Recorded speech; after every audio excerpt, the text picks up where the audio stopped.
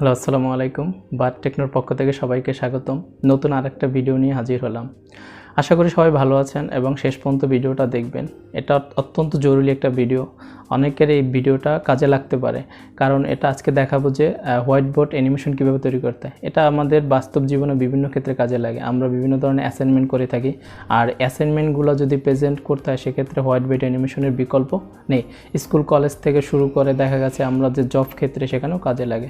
আমি একটু আগে যে ভিডিওটা দেখালাম সেটা হচ্ছে যে প্রযুক্তি যে আমাদের কাছে আনে সব ক্ষেত্রে তা না, আসলে কিছু ক্ষেত্রে আমাদের কাছের মানুষ থেকে দূরেও নেয়, সেটাই দেখানোর চেষ্টা করেছি। এভাবে আমরা বিভিন্ন বিষয় নিয়ে আমরা প্রেজেন্টেশন বানাতে পারি। যেমন আপনাকে বলা হলো মা দিবসের একটা প্রেজেন্টেশন বানান, অথবা বাবা দিবসের, এরকম বিভিন্ন ক্ষেত্রে হতে পারে, মাতৃভাষা দিবসের। সুতরাং আজকে আপনাদের দেখাবো আমি বাবা দিবসের একটা প্রেজেন্টেশন। যদিও আমাদের প্রত্যেকটা দিনই বাবা দিবস, বাবাদের কোনো দিবস হয় না, ঠিক আছে। যাই হোক, তাও একটা অনুষ্ঠান উপলক্ষে আমরা সেরকম একটা প্রেজেন্টেশন বানানোর চেষ্টা করব।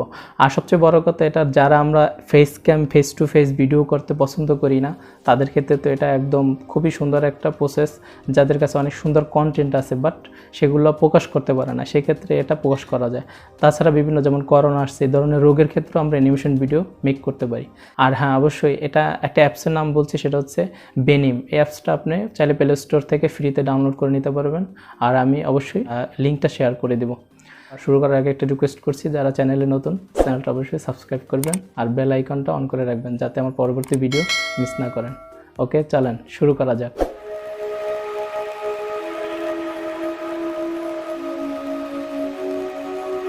আমরা বেনিম অ্যাপসটা ওপেন করব। এরপর এরকম একটা ইন্টারফেস পাবো, প্লাস আইকনে ক্লিক করব, তারপর এটার একটা নাম দেব। যেহেতু আমরা ফাদার্স ডের জন্য করছি তো ওটাই নাম দিলাম। এরপর এরকম একটা ফুল ইন্টারফেস দেখব, এখানে আমরা কাজগুলো করব। দুটো আইকন দেখছি, একটা অডিও আর একটা ভয়েস ওভার। আমরা যেহেতু অডিও দিচ্ছি, ভয়েস ওভার দিলে ভয়েস ওভারে ক্লিক করে আপনার ভয়েসটা রেকর্ড করে নেবেন। আমি অডিও দিচ্ছি।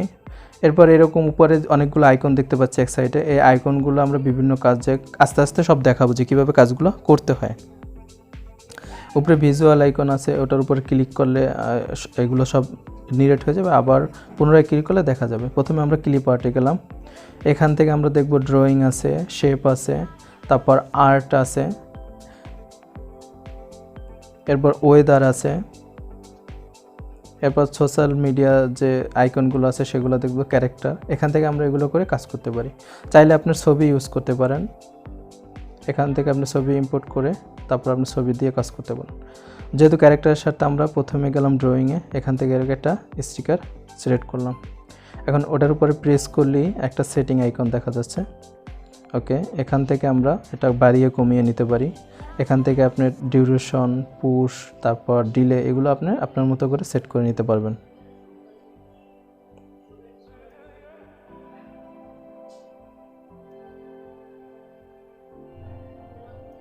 এরপর আমরা টেক্সটে যাই।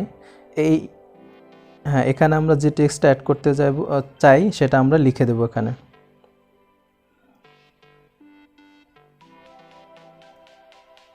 এরপর আমরা ওটার উপর প্রেস করলেই আমরা সাইজ বাড়িয়ে কমিয়ে নিতে পারি। চাইলে অ্যানিমেশন নিতে পারি, তো অবশ্যই অ্যানিমেশন ডিফল্ট রেখে দিই, এটার থেকে অ্যানিমেশন না দেওয়াটাই বেটার। আপনারা চাইলে নিতে পারেন।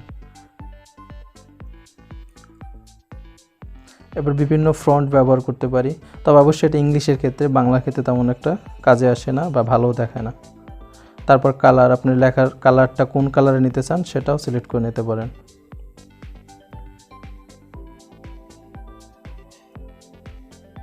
এরপর সাইজ, ফন্টের সাইজ বড় ছোট করতে পারেন। 3 নম্বর আইকন যেটা, ওটা বাড়ালে আস্তে আস্তে সাইজও বাড়বে। এরপর আমরা দেখতে পাচ্ছি হ্যান্ড রাইটিং যেটা, আচ্ছা এটার উপর প্রেস করে আমরা এটা চেঞ্জ করতে পারি। চাইলে আপনি যে কোনো একটা নিতে পারেন। এটা ভালো লাগতেছে না, আগেরটাই ভালো ছিল, তো আমরা আগেরটাই সিলেক্ট করে নিলাম। প্লে করে দেখি একটু।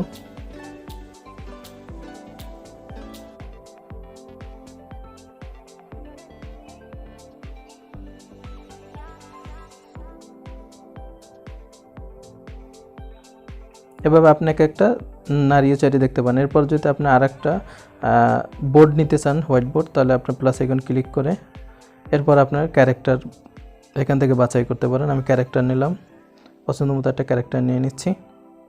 এবার এটার উপর প্রেস করে সেটিংকে একটু বড় করে দিই। সেম আগের মতোই কাজটা করতে হবে। এরপর টেক্সটে গিয়ে আগের মতো কিছু যা লেখার আপনি লিখবেন।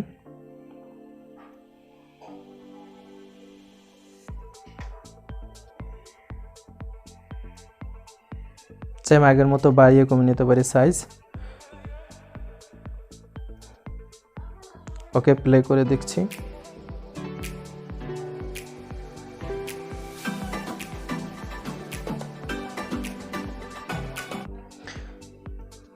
এরপর আর একটা হোয়াইট বোর্ড নিলাম। এরপর আর একটা ক্যারেক্টার নেব, একটু বড় করে নিলাম।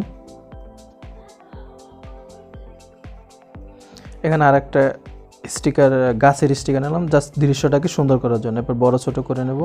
এবার যে লেখাটা সেটা আবার লিখে দিচ্ছি। আপনি আপনার মতো করে বিভিন্ন লেখা লিখে দিতে পারেন, অর্থাৎ ছবির সাথে যায় এরকম।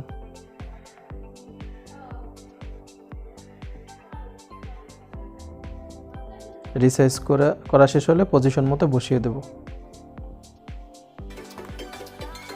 ওকে, এভাবে হবে। এবং সর্বশেষ আর একটা হোয়াইট বোর্ড নিলাম, ওকে বড় করে দিলাম। এরপর আবার টেক্সট নিলাম। দেন আমাদের প্রজেক্ট এটা শেষ, অর্থাৎ আমরা যতটুকু প্রজেক্ট তৈরি করবো এর উপর করে। অর্থাৎ আপনি চাইলে আরও ইচ্ছা মতো বাড়িয়ে নিতে পারেন, আপনি অনেক বড় করতে পারেন, ছোট করতে পারেন, এটা আপনার ইচ্ছা। তা আমি 4টাই নিলাম।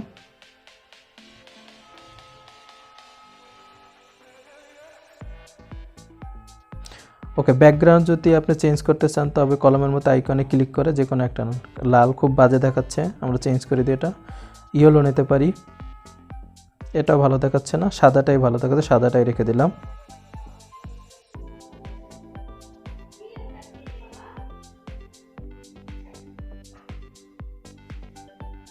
এবার পুরোটা আমরা একবার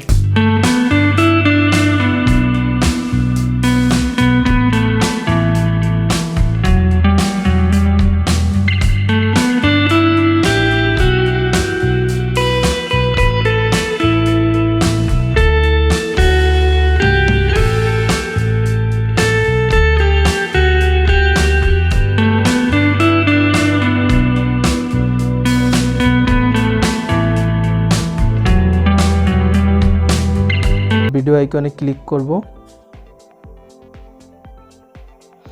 এরপর এটাকে মেক মুভিতে দেবো, অর্থাৎ রেন্ডিং হবে, এটা সময় নেবে। রেন্ডার করার পর আমরা সেভ বাটনে ক্লিক করে দিলেই ভিডিওটা সেভ হয়ে যাবে, অর্থাৎ আপনার প্রজেক্ট ওকে হয়ে যাবে। সবাইকে ধন্যবাদ।